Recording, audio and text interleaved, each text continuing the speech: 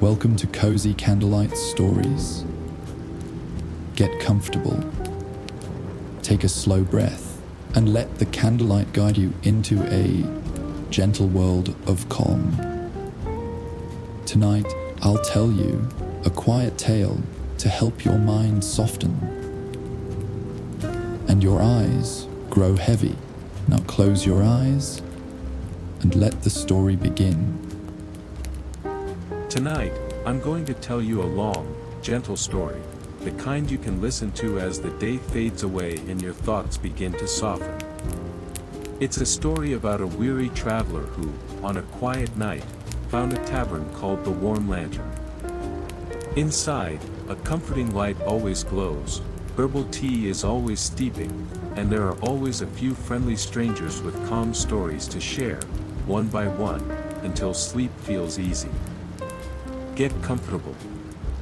Take a slow breath in, and a slow breath out. And now, let's begin.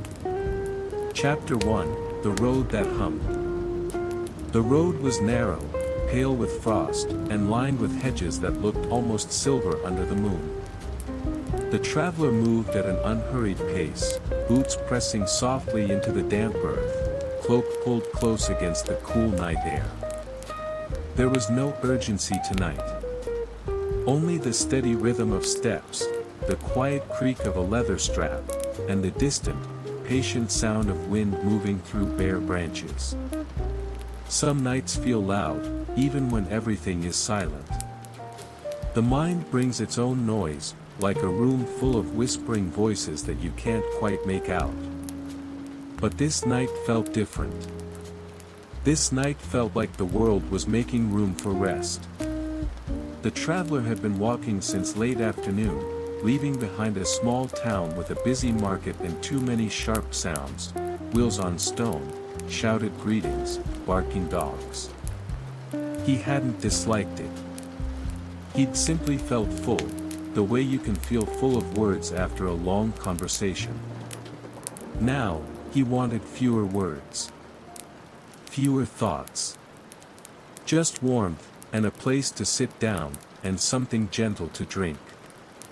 Ahead, the road curved into a shallow valley, and beyond it, a cluster of lights shimmered, not bright, not harsh, but soft and steady, like candles in cupped hands. The traveler slowed, eyes narrowing a little as he took it in. There was a building there, set slightly apart from the other cottages, where the road split, one path continuing toward the valley village, the other winding up toward dark hills. This building's windows were a warm amber. Its roof was steep. Smoke drifted from its chimney in a slow, sleepy ribbon. And hanging above the door, swaying gently on an iron hook, was a lantern. It wasn't an ordinary lantern. Its glass looked old, faintly fogged, as if it had collected many nights inside it. And the flame within didn't flicker wildly in the wind. It held steady, calm, as though it had learned how to be patient. Beneath the lantern, carved into a wooden sign, the traveler could make out the words. The Warm Lantern. He smiled, just a little. There are places in the world that feel like they've been waiting for you. Not in a dramatic way, not like a prophecy or a grand event. But like a chair pulled out from a table. Like a blanket folded neatly at the foot of a bed. Like a door that opens easily. The traveler crossed the last stretch of road, climbed 2 worn steps, and placed his hand on the door's iron latch. It was warm to the touch. That alone felt like a promise.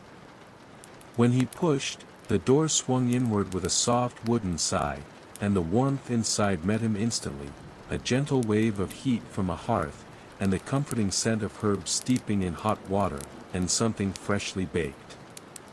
The sound inside was not loud. There was no shouting. No clattering chaos. Instead, there was the quiet murmur of voices, low, friendly, and the occasional soft laugh, and the faint crackle of a fire. The traveler stepped in, letting the door close behind him. The air here felt calmer, thicker with warmth. Candles glowed on tables. A wide stone hearth held a fire that burned like steady breathing.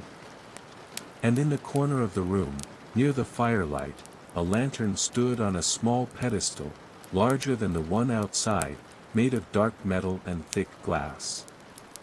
Its flame cast a soft gold across the wooden floor, like a pool of light you could almost step into. A woman behind the bar looked up. She had hair pinned loosely, a simple apron, and eyes that seemed to notice tiredness without judging it. "Evening," she said, voice quiet and kind.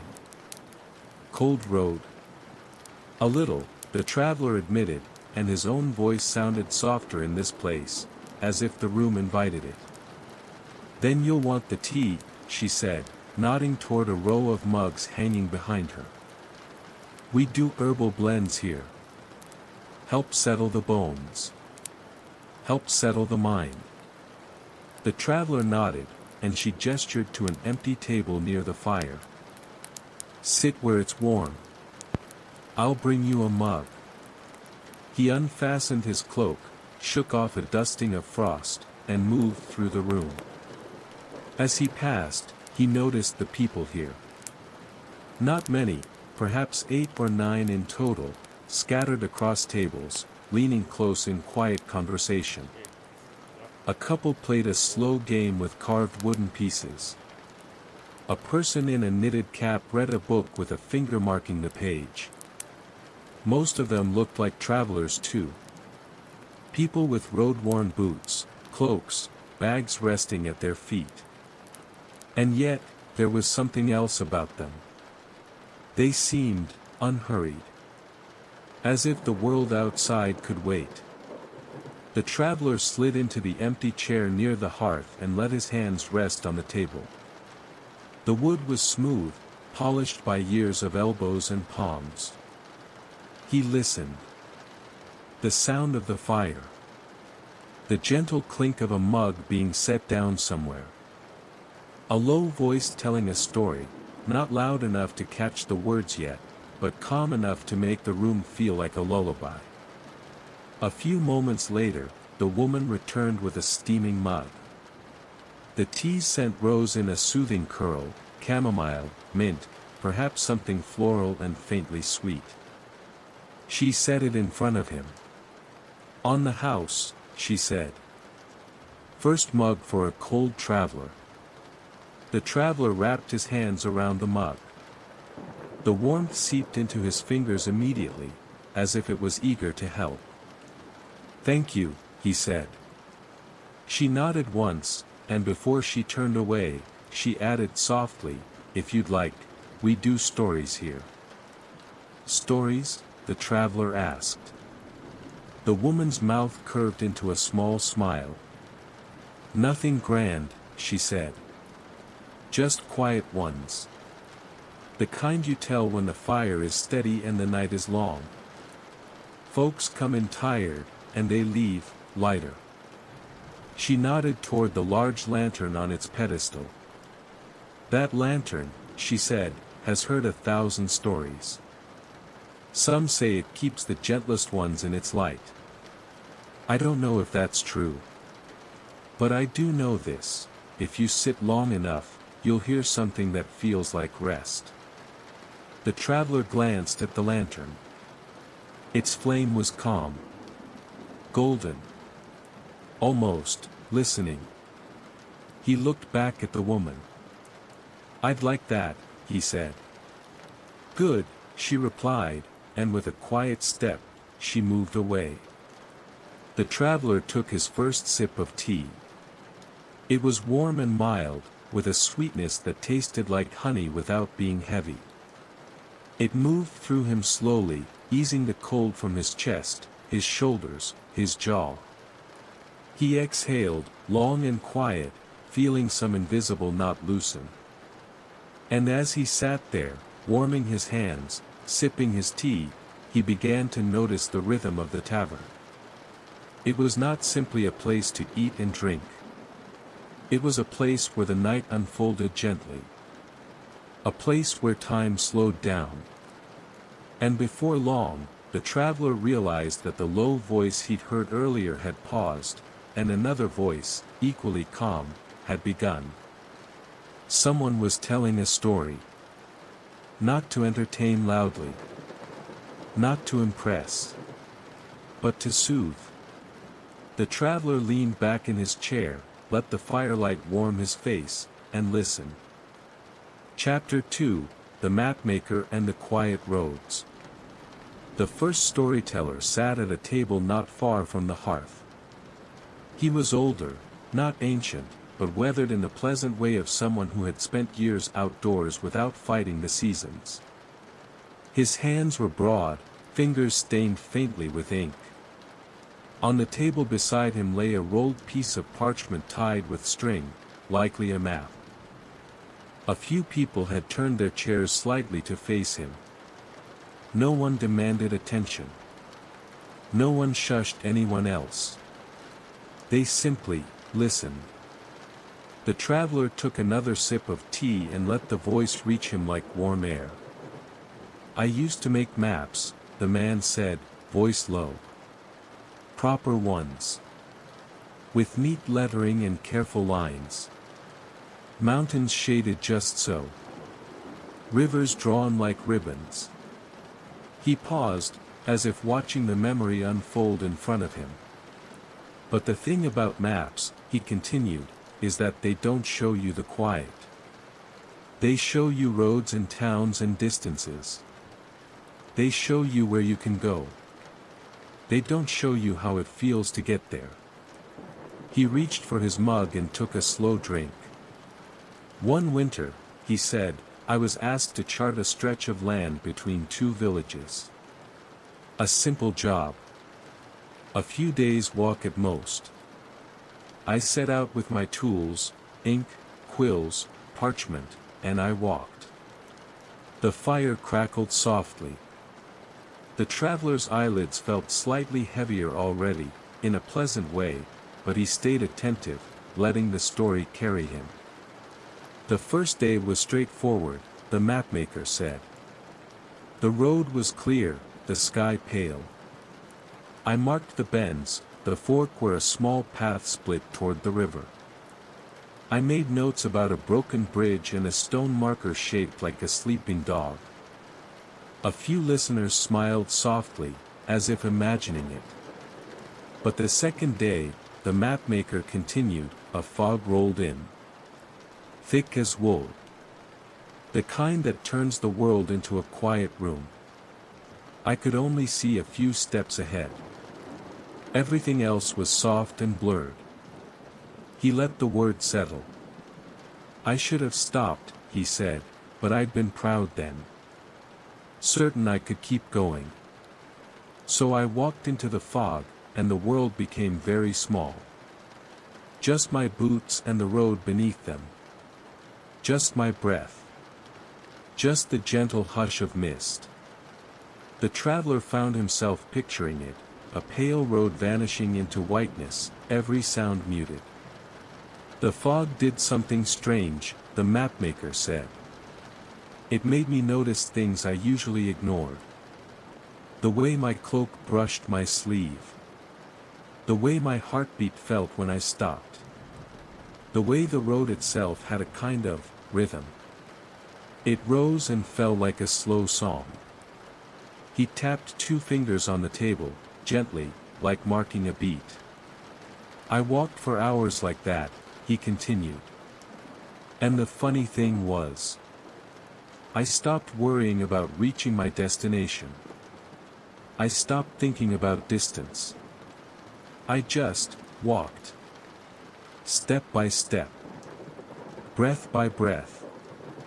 The tavern seemed to grow quieter, as if even the walls were listening.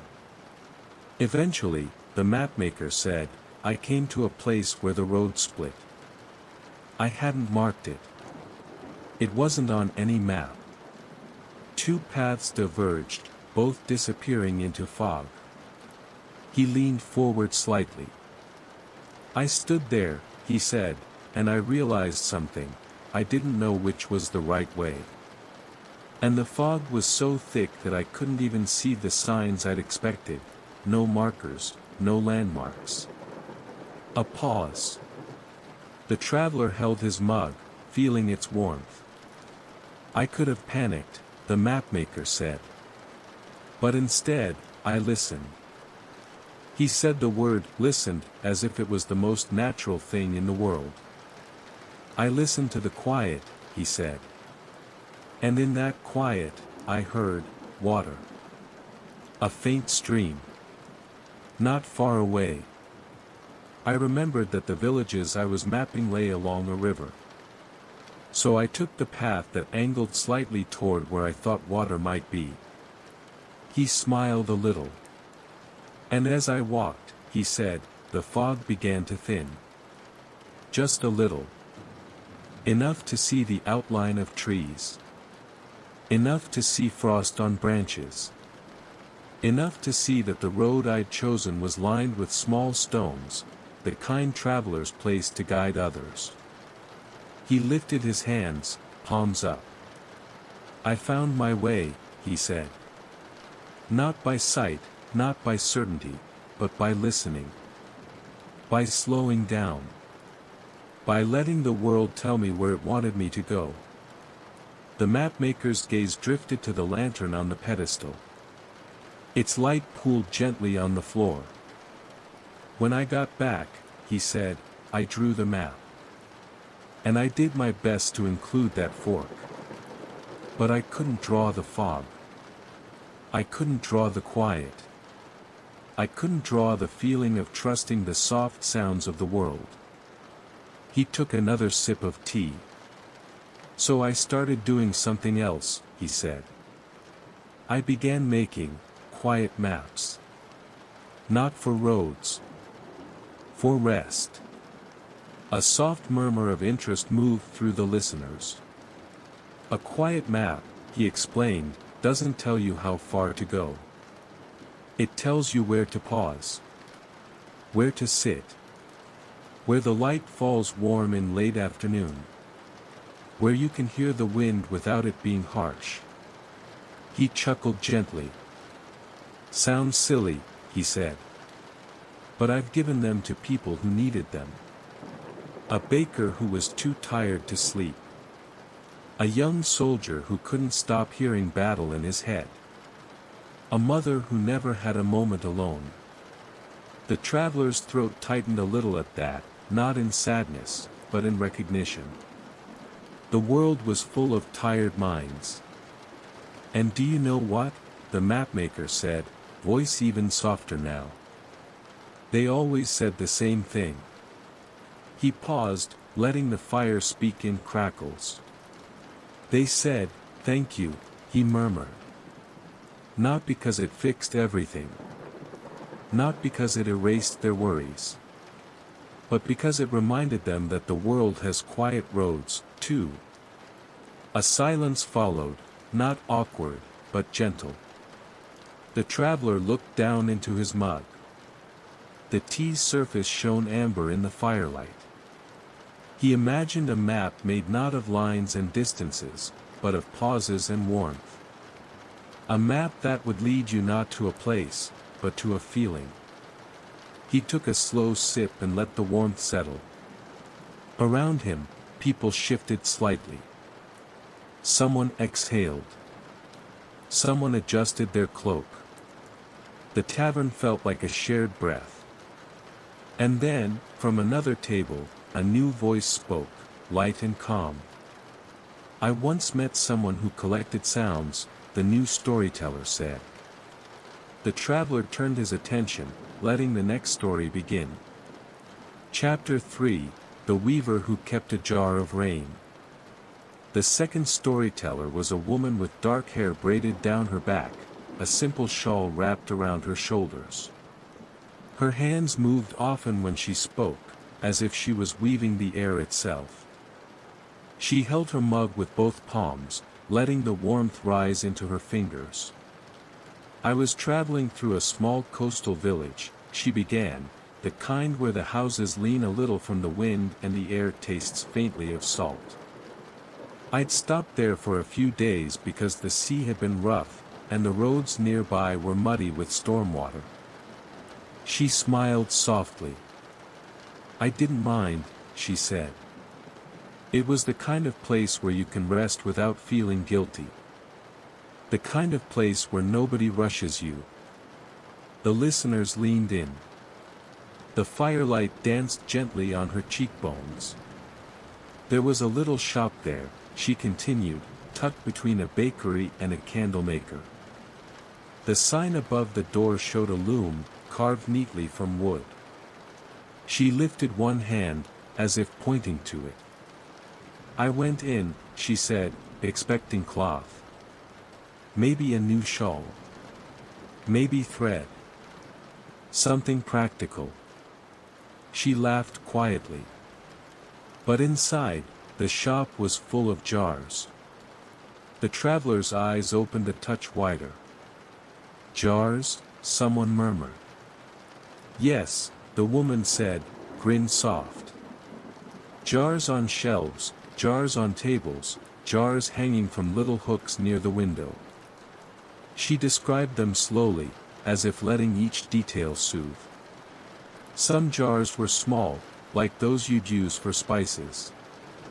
Some were tall, like candle containers. Some were round and thick, like they were meant to hold something precious. And inside the jars, she said, were sounds. A few people chuckled quietly, not mocking, but delighted. I know, she said, holding up a hand. It sounds like nonsense. But listen. She lowered her voice. In one jar, there was rain. She let that word hang in the warm air.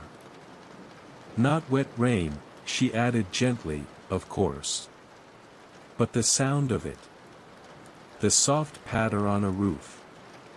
The steady hush against window glass. Her eyes half closed as she remembered. In another jar, she said, there was a crackling fire. In another, the sound of waves. In another, the quiet hum of bees in summer. The traveler found himself imagining a shelf full of captured moments. I stood there, she continued, and behind the counter was the weaver, a woman with silver hair and eyes like pale sky. She looked up and said, if you're tired, you've come to the right place. The storyteller's voice softened, imitating the weaver's gentle tone. I'm not sure what you mean, I said to her, the storyteller continued, but she just smiled, as if she'd heard that 100 times. The weaver, she explained, believed that every place had a sound that could comfort you, and that sometimes, people forgot how to hear it.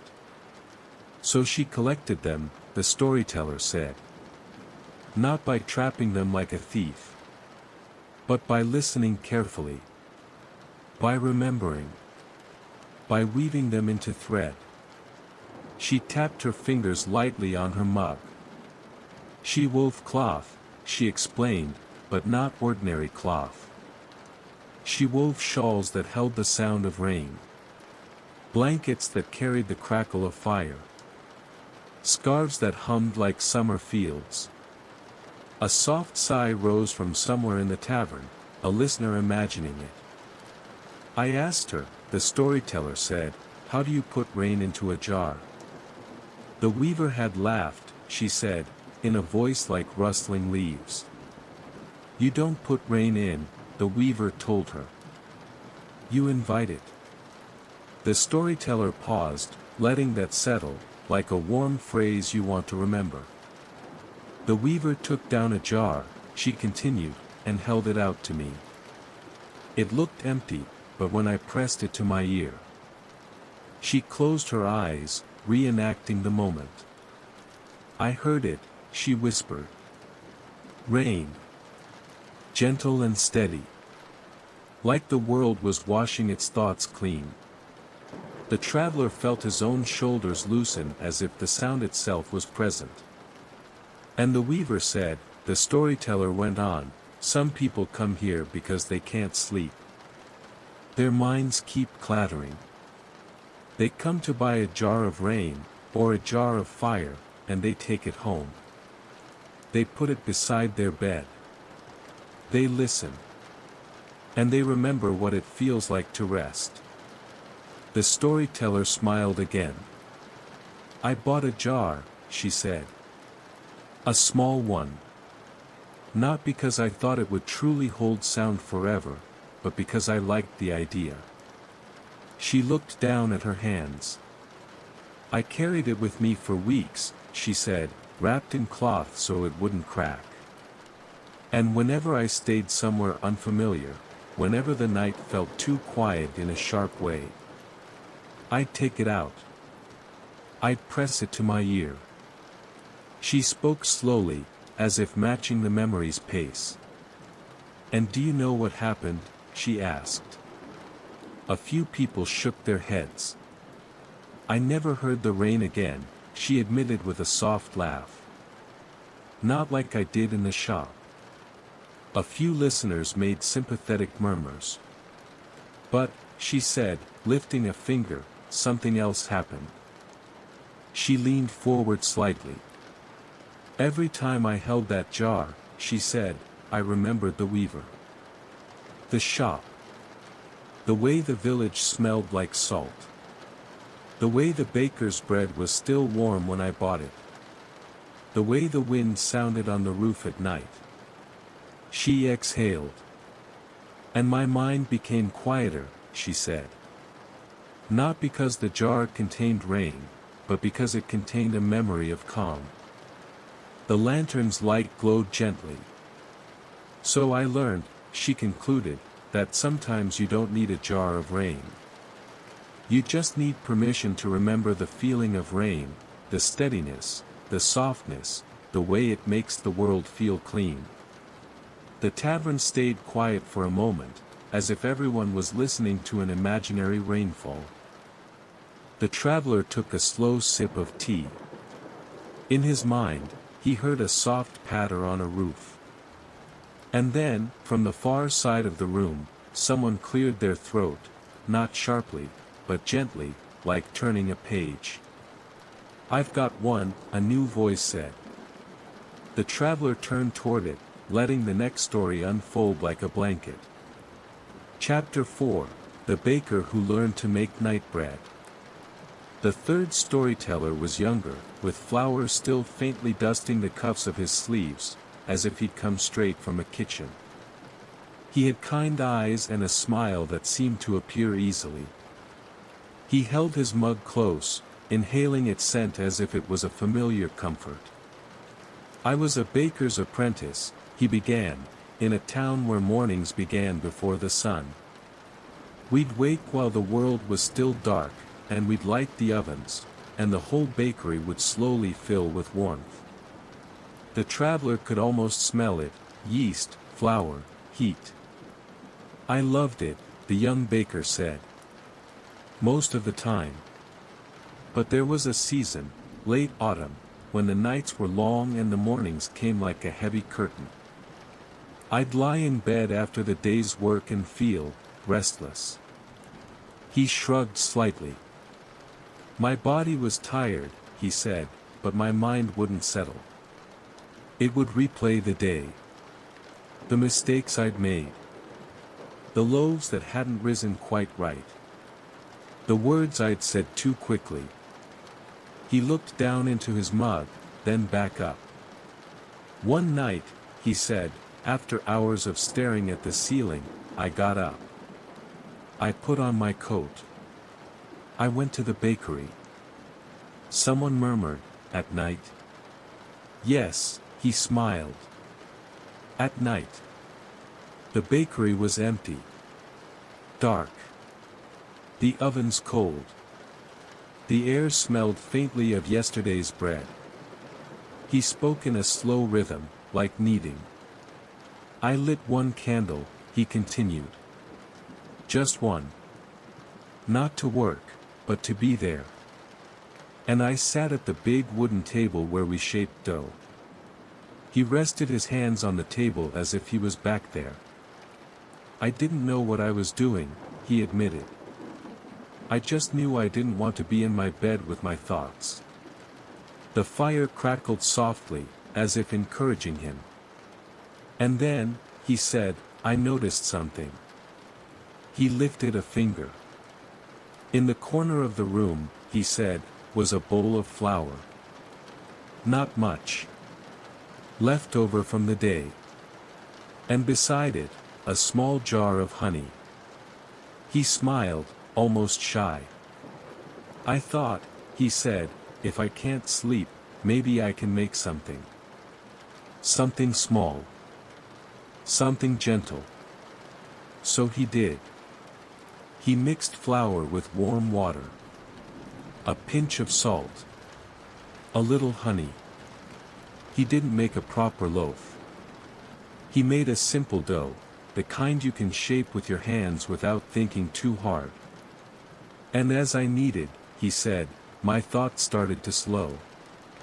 He demonstrated with his hands, pressing gently into the air. Kneading is like telling your mind, he said, here. Do this. Do it slowly. He took a sip of tea. I made small rolls, he continued. Not big. Just enough to fill the room with the scent of warm bread. I lit the oven, low heat, and I waited. Waiting. The traveler felt the peace in that word. While they baked, the baker said, I sat by the candle and listened to the quiet. Not the loud quiet of my bedroom, but the warm quiet of a place that smelled like bread. He laughed softly. When the rolls were done, he said, I didn't even eat them right away. I just held one in my hands. Felt the warmth through the crust. He closed his eyes briefly. And I realized something, he said. I wasn't restless anymore. The listeners were still, wrapped in the story like cloth. So I started doing it again, he continued. Not every night. But when my mind felt too busy, I'd go to the bakery. I'd light one candle. I'd make a small batch of what I began calling night bread. Someone smiled at the name. Night house bread, he repeated, savoring it. Bread that wasn't for breakfast. Bread that wasn't for customers. Bread that was just for quiet. He leaned back. And then, he said, something unexpected happened. The traveler waited. One evening, the baker continued, I was in the bakery making night bread, and the door opened. He widened his eyes slightly. It was my master baker, he said.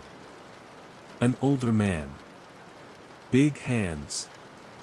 A voice that could fill a room. A few listeners chuckled.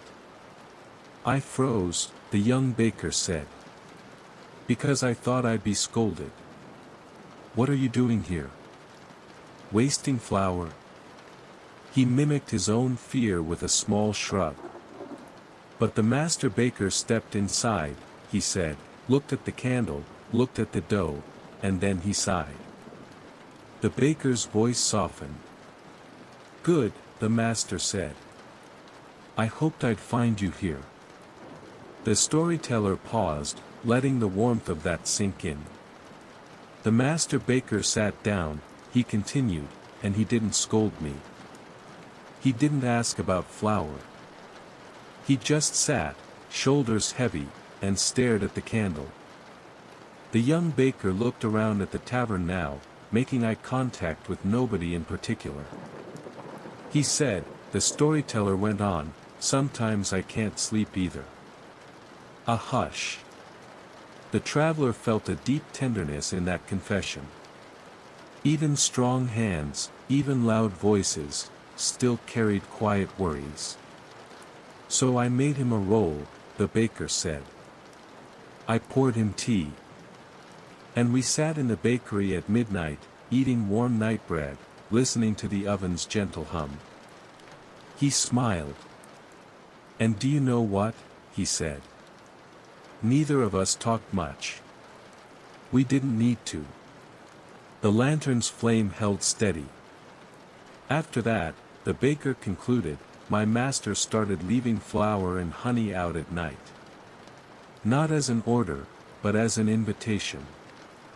He lifted his mug.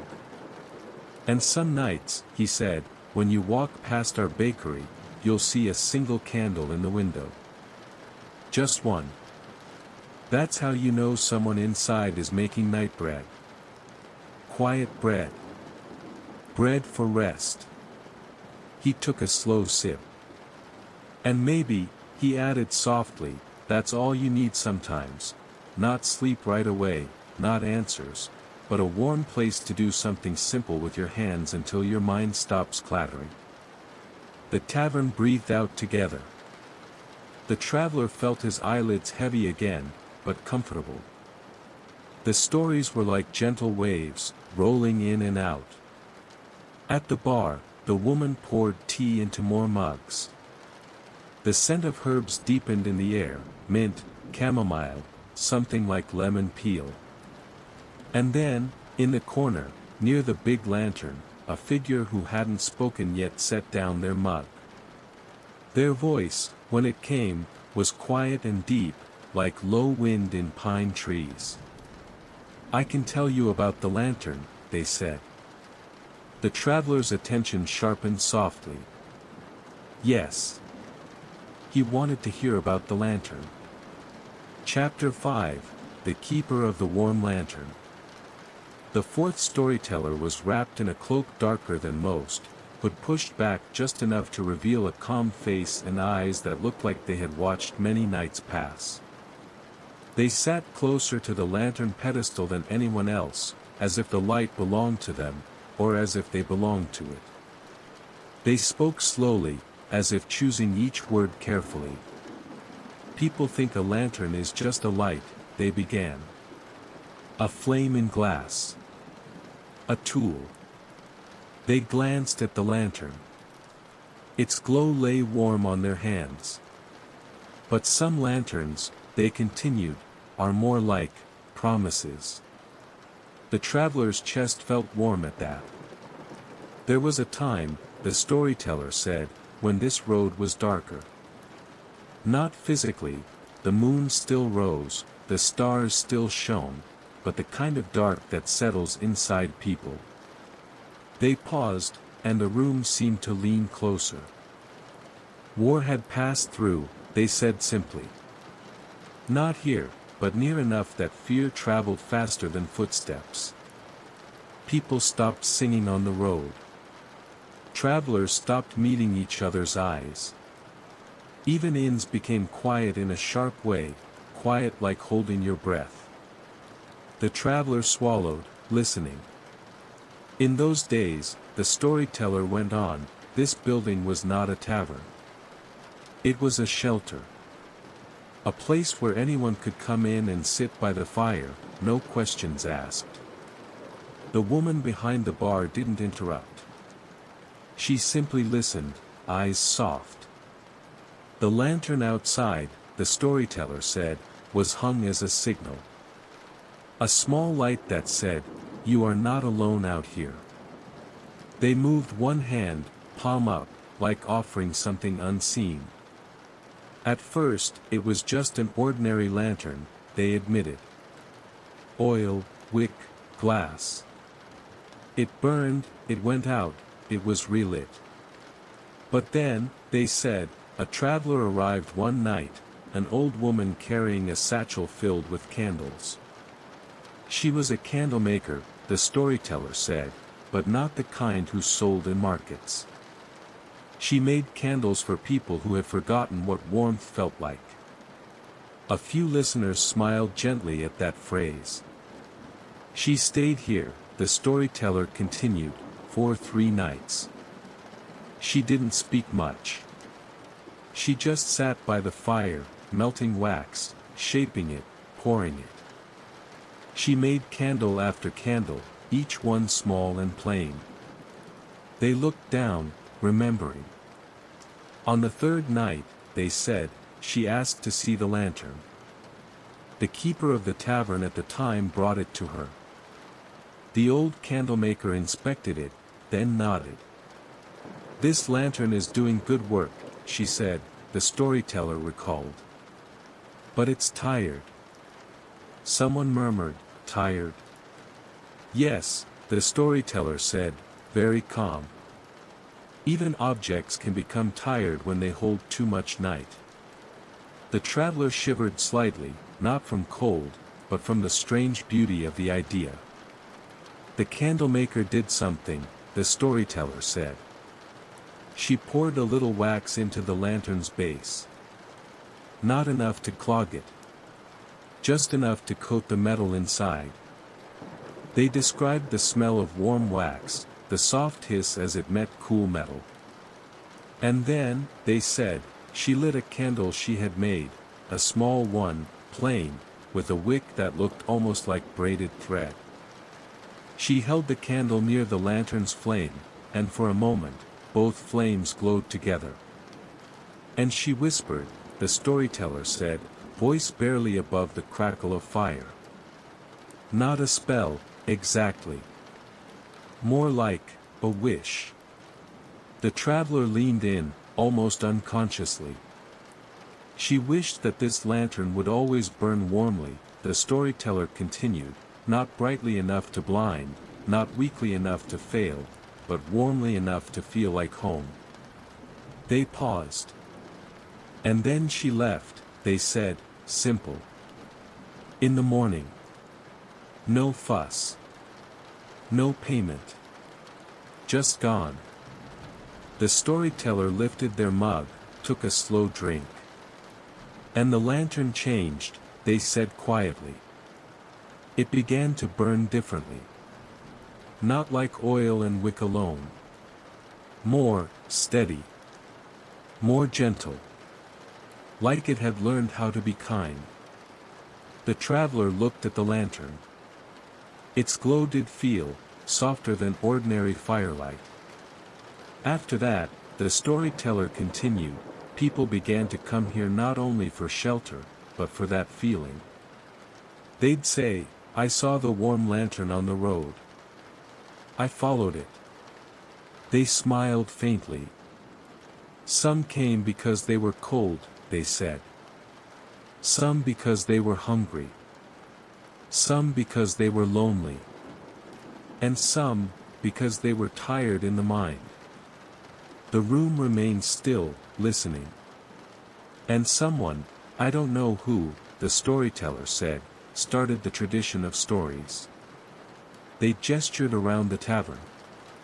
"It began with one traveler," they said. Sitting by the fire. Talking quietly about a childhood memory. Not a grand tale. Just a small, soft story. Another traveler listened. Then another. And soon, the tavern became a place where stories were like tea, steeped slowly, shared warmly, passed from hand to hand. "The lantern," the storyteller said, "seems to like it." They glanced at the flame, and the flame did not flicker. On nights when people tell gentle stories, the storyteller continued, the lantern burns a little brighter. Not much. Just enough to notice. The traveler exhaled slowly.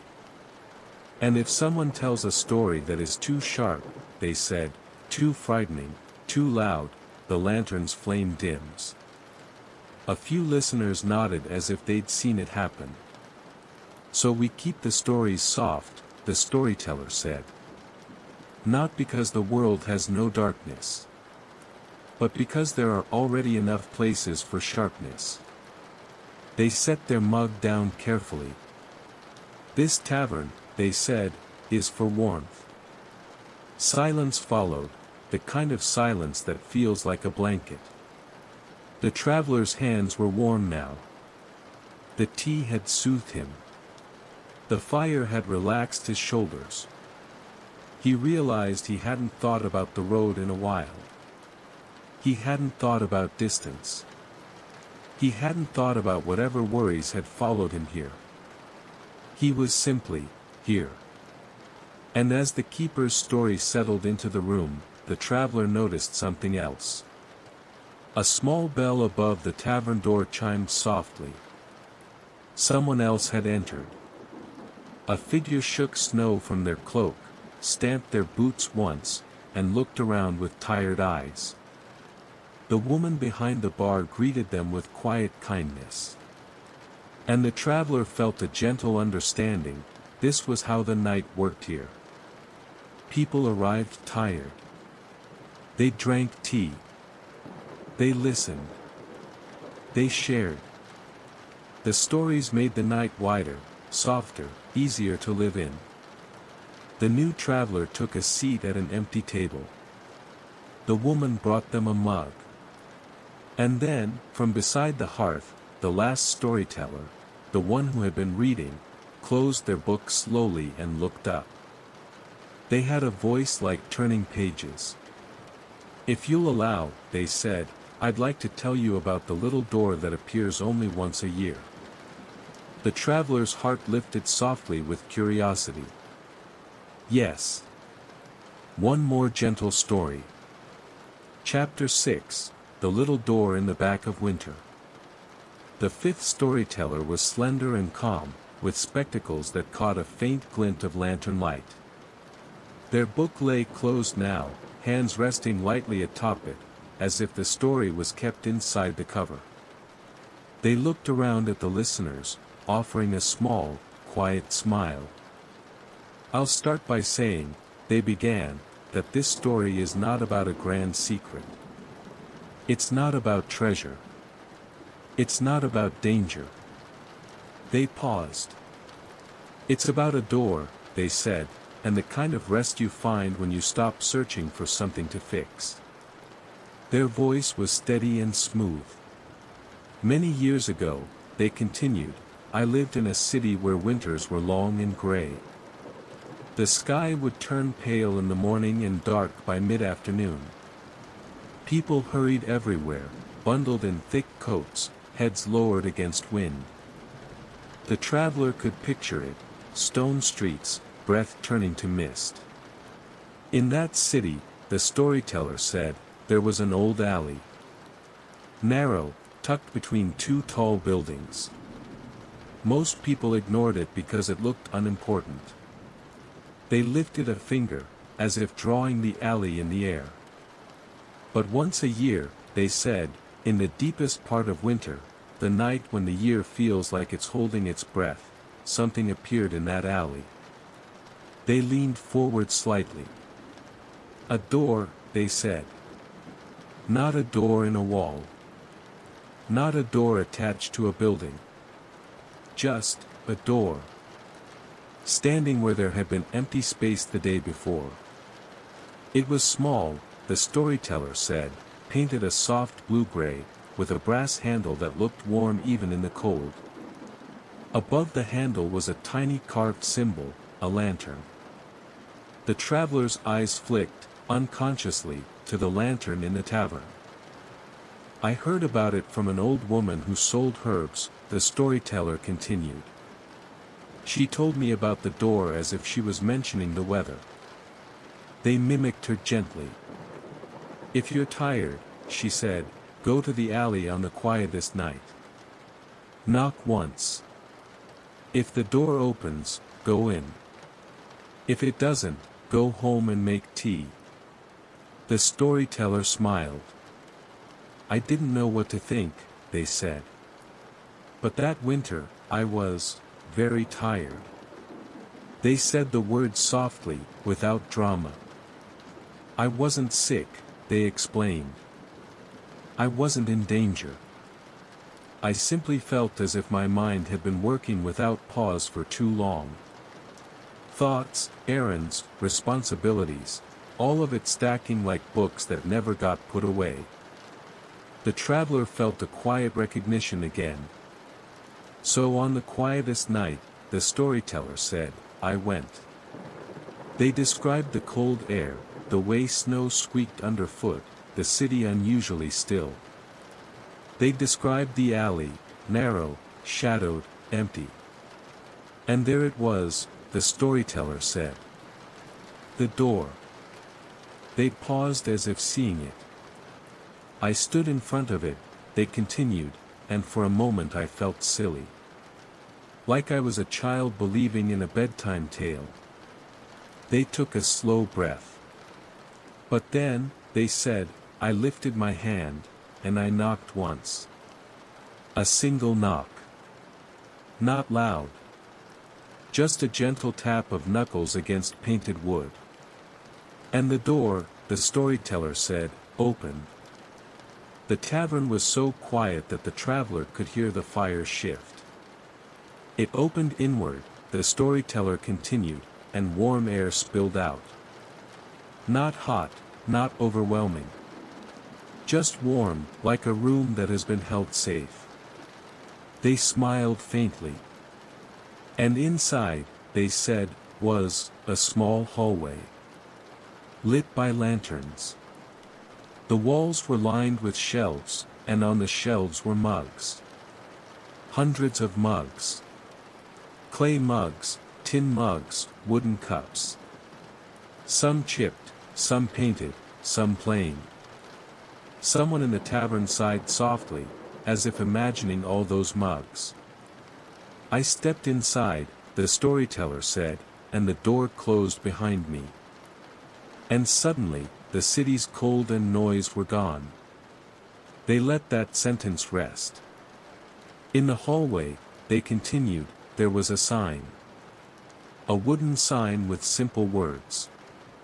They spoke them slowly. Welcome. Take a mug. Go slowly. The traveler felt his shoulders sink further into comfort. I walked along the hallway, the storyteller said, and at the end was another door, this one already open, leading into a room. Their voice softened. It was a room with a fireplace, they said. And a kettle singing quietly. And chairs with blankets draped over them. And shelves of books that looked well loved. They paused.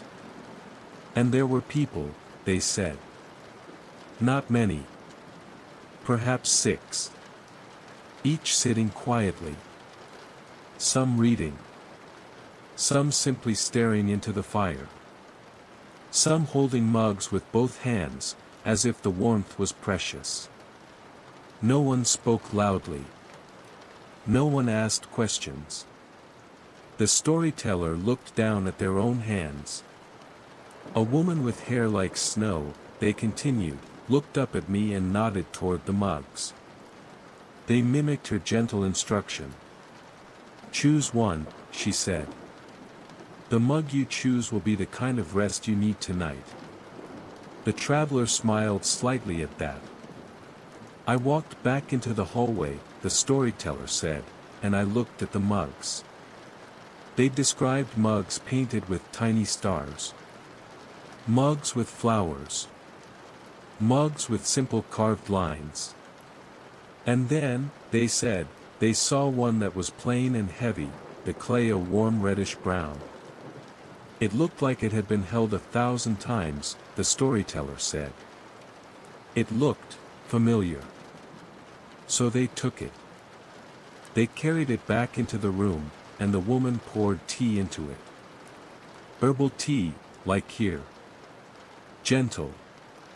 Sweet. And then, the storyteller said, I sat down by the fire, and I did nothing. A soft laugh rippled through the tavern, not mocking, but knowing. I didn't try to solve my life, the storyteller said. I didn't plan tomorrow. I didn't replay yesterday. I just sat, holding my mug, watching the fire breathe. They looked up. And do you know what the strange thing was? They asked.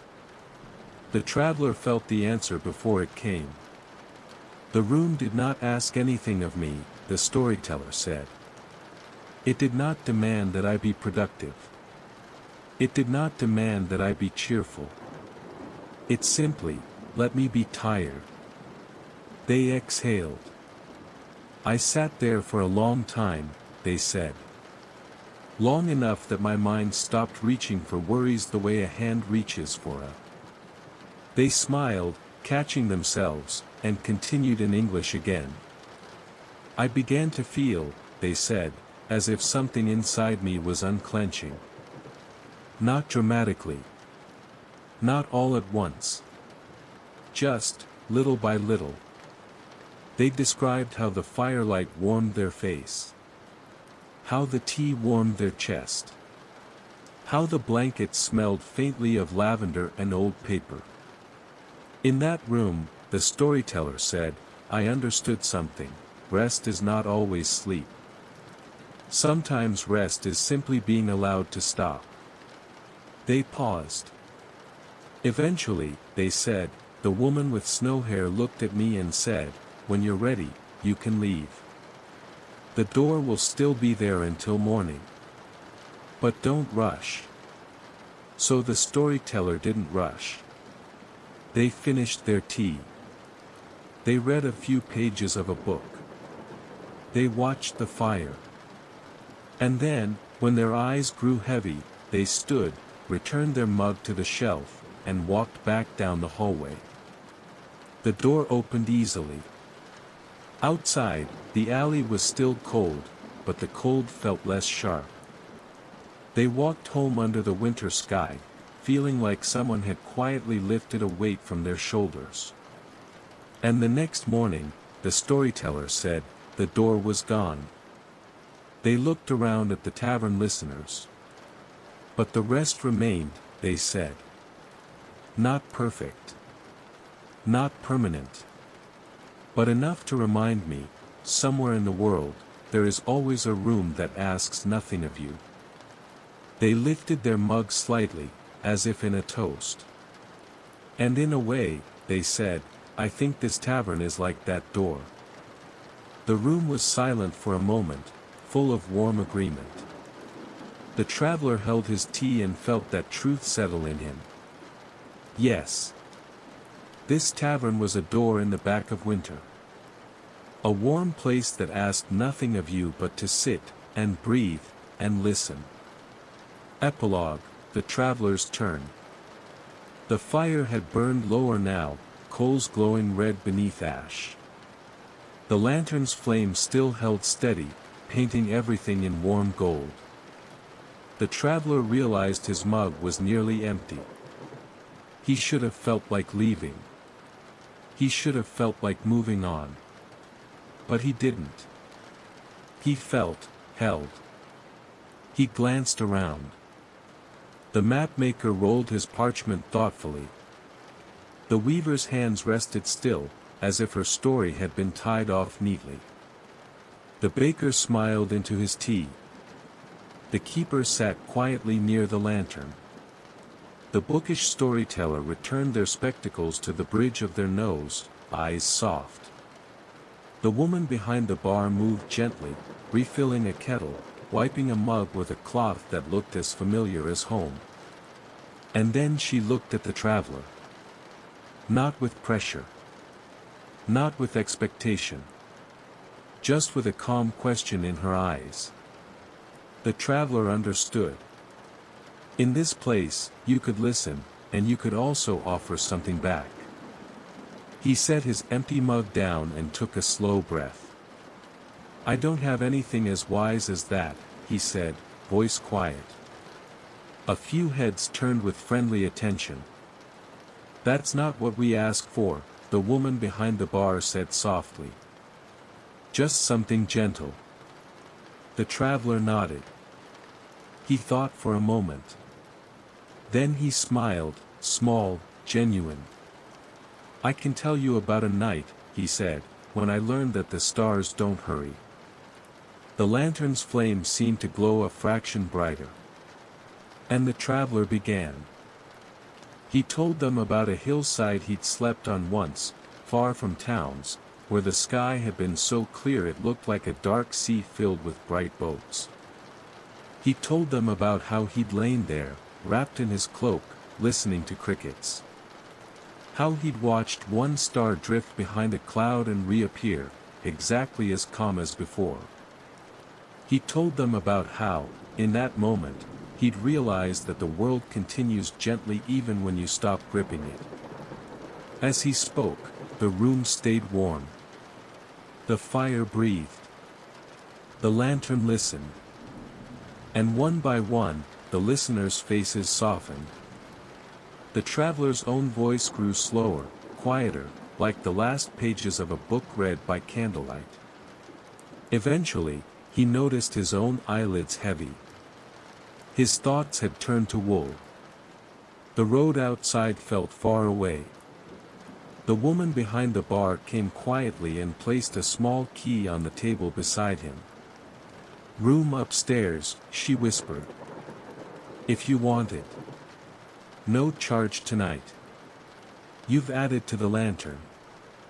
The traveler's throat tightened with gratitude. He nodded, too sleepy for many words.